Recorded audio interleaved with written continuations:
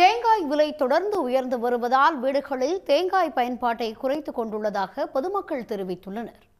1 kilo தேங்காய் 40 ரூபாய் முதல் 50 ரூபாய் வரை விற்பனை செய்யப்பட்ட நிலையில் கடந்த 3 மாதங்களாக தேங்காய் விலை கணிசமாக உயர்ந்து வருகிறது. தேங்காய் அதிகம் விளையும் பொள்ளாச்சி உள்ளிட்ட பகுதிகளில் விளைச்சல் பாதித்து வரத்து குறைந்ததே விலை உயர்வுக்கு காரணம் என்று வியாபாரிகள் கோருகின்றனர். மொத்த விற்பனையில் 1 கிலோ தேங்காய் விலை 70 ரூபாயை எட்டி இருப்பதால் அதனை வாங்க பொதுமக்கள் தயக்கம் காட்டுவதாகவும் வியாபாரிகள் தெரிவித்துள்ளனர். தேங்காய் விலை கடைசியாக ஒரு 3 மாதமாக பார்த்தீங்கன்னா விளைச்சல் இல்லாதால் மார்க்கெட்லேயும் ரேட் அதிகமாக இருக்குது, நம்ம கஸ்டமருக்கும் ரேட் அதிகமாக கொடுக்குற மாதிரி இருக்குது. தேங்காய் சேல்ஸும் கொஞ்சம் கம்மியாக தான் யூஸ் பண்ணுறாங்க. ஆக்சுவலாக அப்படின்னா இப்போ தேங்காய் சட்னி பண்ணுறவங்களாம் இப்போ கம்மி பண்ணிட்டாங்க. தேங்காய் 10 தேங்காய் வராங்க, 5 தேங்காய் வாங்க, 2 தேங்காய் வாங்குறாங்க. விலைவாசி இப்போ அந்த மழை பெஞ்சதால் தான் கொஞ்சம் விலைவாசிலாம் கொஞ்சம் அதிகமாக இருக்குது.